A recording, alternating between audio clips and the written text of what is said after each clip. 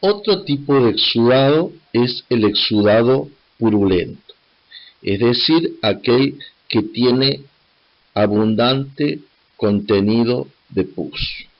Recordemos que en el exudado purulento se haya constituido histológicamente por abundante material necrótico, es una necrosis de tipo colicoactiva o licuefactiva, porque recordemos que la necrosis colicoactiva es la que etiológicamente es debido a infecciones por gérmenes piógenos, o sea, que dan lugar a la formación de pus.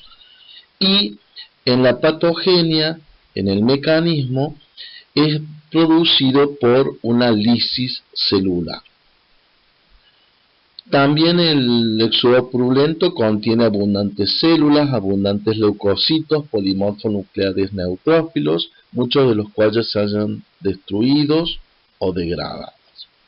Aquí vemos en la imagen macroscópica una sección de hígado en cuya superficie de corte es posible apreciar la presencia de numerosos abscesos distribuidos por gran parte de la superficie del hígado. Recordemos que un absceso es la colección de material purulento en una cavidad neoformada. Por ende, pueden tener localizaciones múltiples y pueden presentarse en diferentes órganos. En este caso, en la fotografía observamos hígado proveniente de una autopsia, en el cual en la parte superior es posible observar el depósito de un material de color blanco amarillento que está situado inmediatamente por debajo del diafragma, el cual aparece algo replegado. Esto correspondería entonces a un absceso subfrénico. También es posible, en el caso de los exudados, las asociaciones. Una asociación podría ser el caso de un exudado serofibrinoso, como en el caso de una neumonía lobar, o, como en el presente ejemplo, vemos una porción de intestino delgado, decimos que es intestino delgado porque es posible observar la presencia de mesenterio, y a nivel de la serosa de dicho intestino, el depósito abundante de un material que en áreas tiene color blanquecino, aspecto gredoso, y en otras tiene un color amarillento o amarillo verdoso. Correspondería entonces a un ejemplo de un exudado fibrino purulento en el caso de una. Otro ejemplo de proceso inflamatorio agudo es el empiema. Un empiema consiste en la acumulación de material purulento que, a diferencia del absceso, se produce en una cavidad preformada. Es decir, que el derrame de pus en las cavidades corporales, como es la cavidad torácica, la cavidad abdominal o a nivel del saco pericárdico, constituyen ejemplos de empiema. En la presente fotografía de un material de autopsia podemos observar que a nivel de la cavidad torácica, en la cual se ha extraído el pulmón derecho, es posible observar la colección o la presencia de un material de color blanco amarillento, que es restos de material necrótico, restos de material purulento. Esto correspondería entonces a un empiema pleural en el contexto de una pleuritis fibrino-purulenta. Hemos mencionado entre las posibles evoluciones de un exudado el desarrollo de un tejido de granulación, lo que correspondería a la organización de dicho exudado. Ese tejido de granulación histológicamente se halla constituido por vasos de distinto calibre, vasos neoformados, y también se haya constituido por fibroblastos, pero a diferencia del tejido fibroso, estos son fibroblastos jóvenes, y también puede haber un infiltrado inflamatorio concomitantemente en este tejido de granulación. Es decir, estos son los diferentes constituyentes histológicos de dicho tejido de granulación.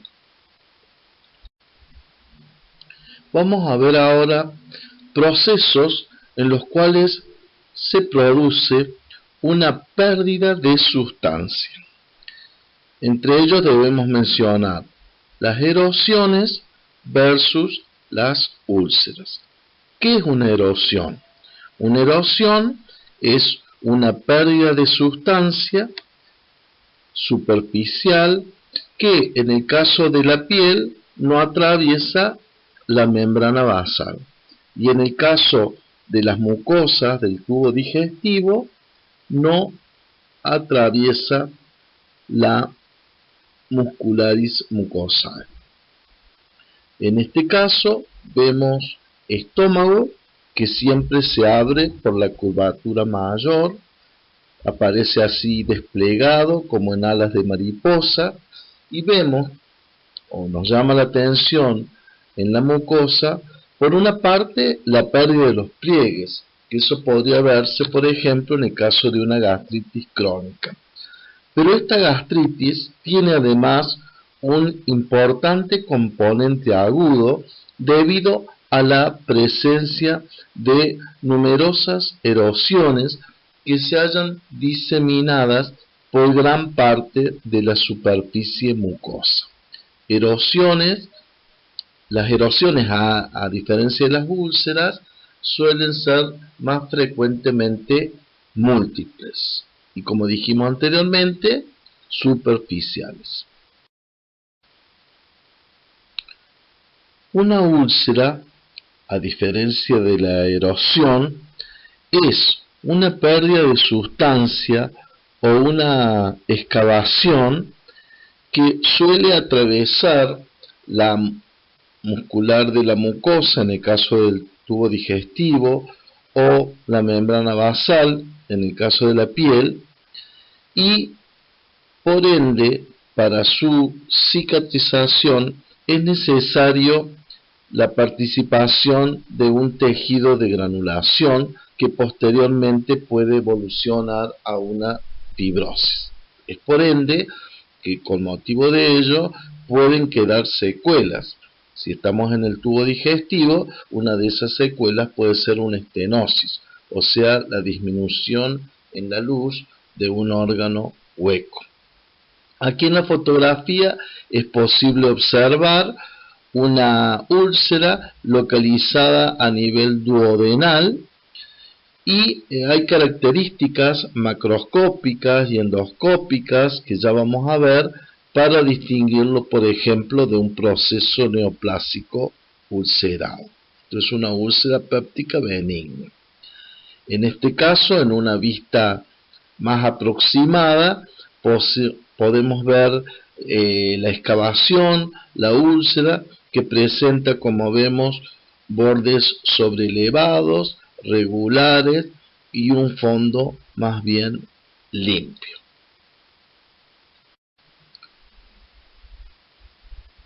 En esta fotografía se puede observar una pieza quirúrgica que ha sido remitida como material de la región perianal, en el cual se reconoce piel y tejido celular subcutáneo. En la piel se reconoce una zona de pérdida de sustancia que puede ser atribuido a la desembocadura de una fístula en la superficie cutánea, mientras que en el tejido celular subcutáneo se puede observar la presencia de ese colorante azulado, que puede ser azul de metileno, que puede haberse inyectado para marcar lo que se denomina el trayecto fistuloso. Y aquí surgen dos conceptos: fisura y fístula. Una fisura es una solución de continuidad en forma de hendidura lineal o separación lineal que se produce en la piel o en las mucosas. Puede o no ir acompañado de pérdida de sustancia. En el caso de la fístula, que es el caso que estamos observando, es un trayecto anormal que puede comunicar o bien dos órganos huecos o un órgano hueco con la piel. Esa fístula puede ser congénita o puede ser adquirida. Vamos a ver ahora ejemplos de inflamación en diferentes órganos.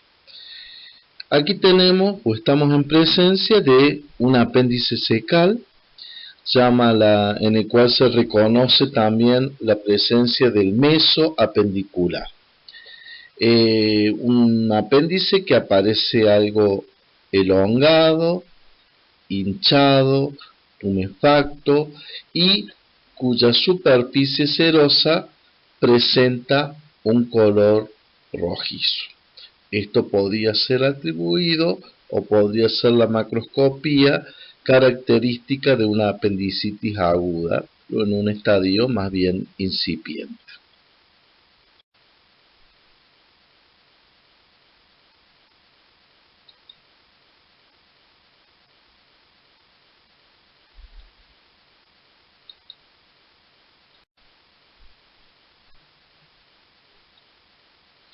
Otro ejemplo de inflamación aguda, en este caso a nivel de la vesícula biliar.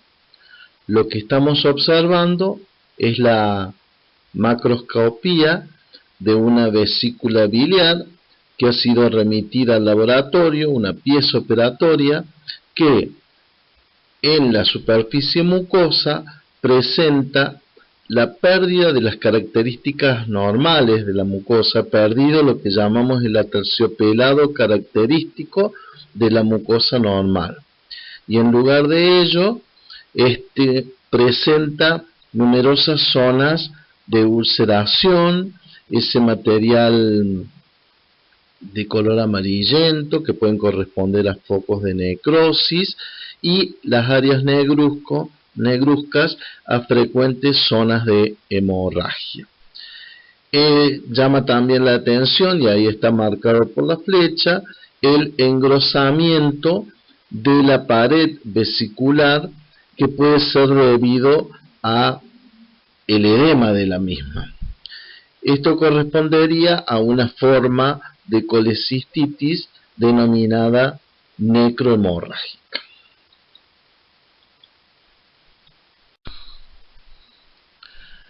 En ocasiones, la inflamación puede tener una etiología infecciosa.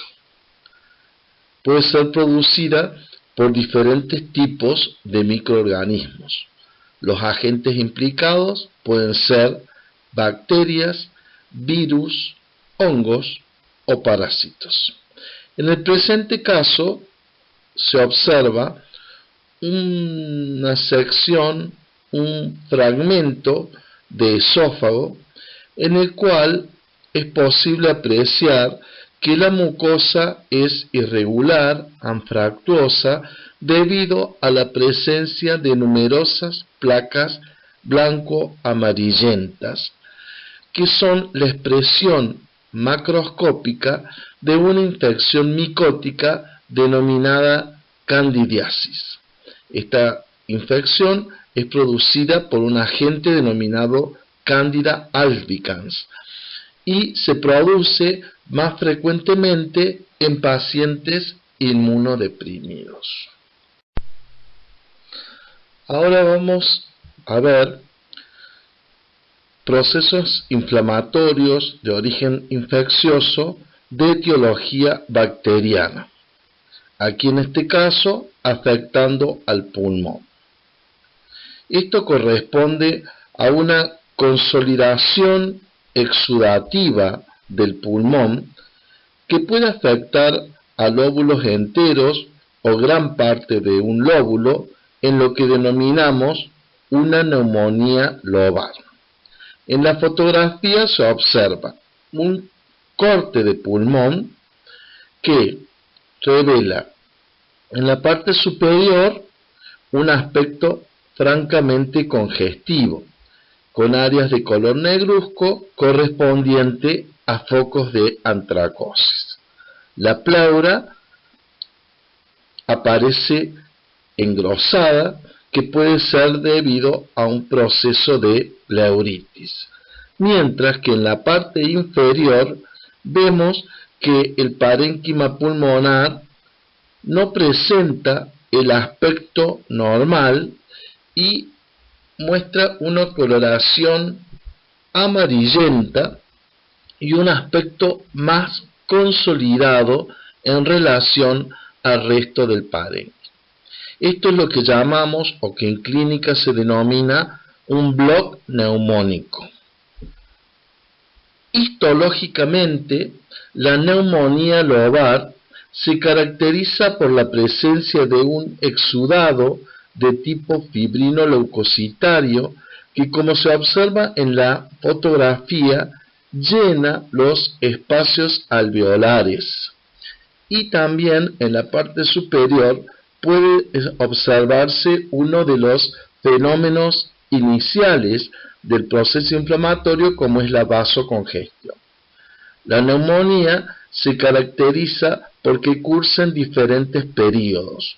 Un periodo de congestión, otro de hepatización debido a que el parénquima pulmonar adopta el aspecto del parénquima hepático.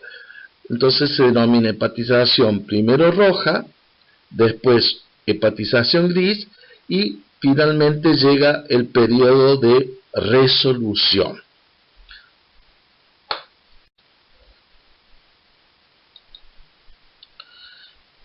En esta imagen podemos observar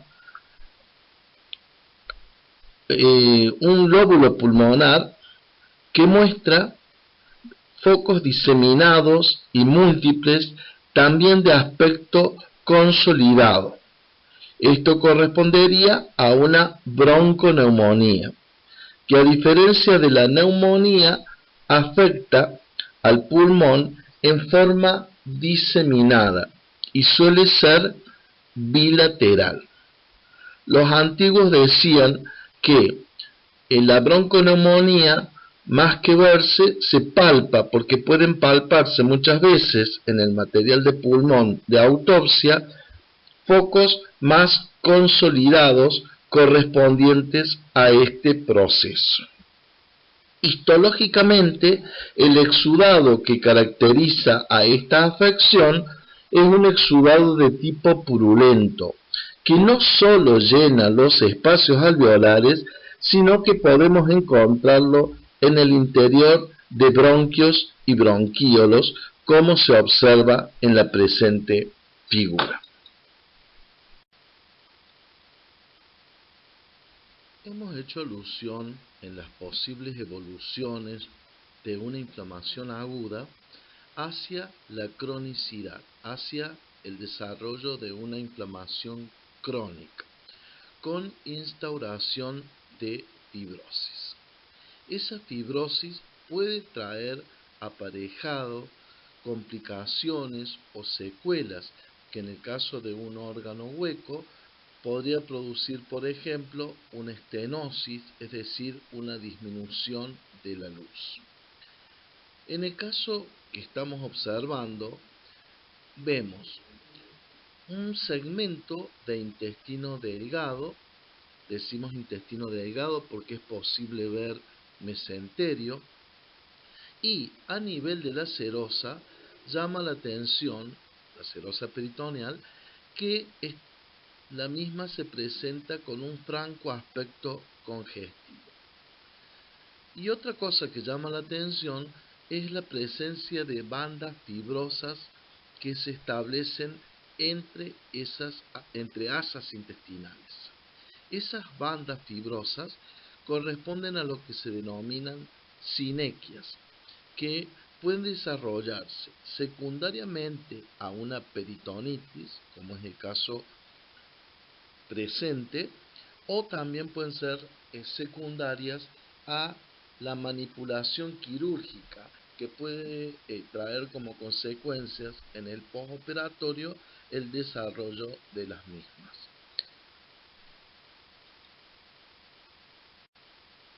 En relación a la inflamación crónica, vamos a decir que es aquella inflamación que persiste en el tiempo, puede ser en el curso de semanas y aún meses. En este tipo de inflamación coexisten el proceso inflamatorio propiamente dicho, la lesión tisular y los intentos de reparación del tejido dañado. La inflamación crónica puede ser clasificada en inespecífica o específica. La inflamación crónica específica es aquella en la cual, de acuerdo al aspecto histológico, el patólogo puede inferir aproximadamente acerca de la etiología del proceso. Dentro de las inflamaciones crónicas específicas se encuentran las enfermedades granulomatosas, que van a ser motivo de la próxima clase. En las enfermedades, se llaman así enfermedades granulomatosas porque cursan con la formación de granuloma. El prototipo de enfermedad crónica específica y granulomatosa es la tuberculosis, que puede ser primaria o puede ser secundaria. En la tuberculosis primaria es característica la conjunción de tres elementos. Uno es un nódulo parenquimatoso con las lesiones que ya vamos a ver típicas del proceso tuberculoso. También hay inflamación de los vasos linfáticos, proceso que se denomina linfangitis, y a partir de esa linfangitis, la diseminación de la infección hacia los ganglios linfáticos regionales, con el desarrollo de una adenopatía regional o adenitis tuberculosa.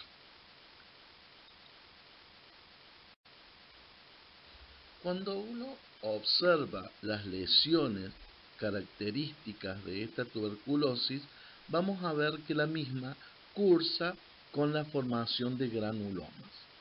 ¿Y qué es un granuloma? Un granuloma es un nodulillo inflamatorio que está constituido por diferentes elementos.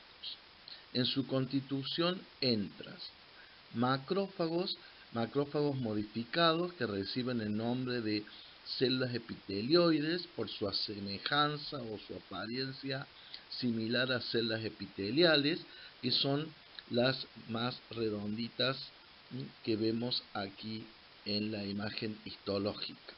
Luego tenemos esas células más fusadas que pueden corresponder a fibroblastos, y a veces también puede haber elementos inflamatorios de la inflamación crónica como linfocitos, plasmocitos, monocitos. Muchas veces esos macrófagos modificados o células epitelioides confluyen para formar las denominadas células gigantes multinucleadas, que ya vamos a ver pueden ser de diferentes tipos.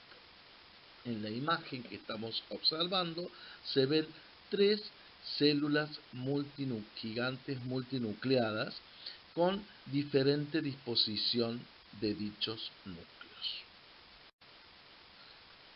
Finalmente, podemos decir que una inflamación crónica puede ser crónica de entrada o, como ya dijimos, a punto de partida de un proceso inflamatorio agudo. Sin embargo, también cabe la posibilidad de que una afección crónica pueda haber interrumpido su curso debido a lo que denominamos pusés agudo o episodios agudos que interrumpen dicho curso crónico. Tal es el caso de esta afección que afecta sobre todo a el colon distal y que se denomina colitis ulcerosa crónica, en la cual podemos observar en esta porción de colon y a nivel de la mucosa un aspecto completamente irregular de la mucosa debido a la presencia de numerosas úlceras de gran tamaño y de aspecto irregular. Esta enfermedad puede tener episodios de remisión o episodios agudos de exacerbación que agravan el pronóstico y complican el curso clínico de la enfermedad.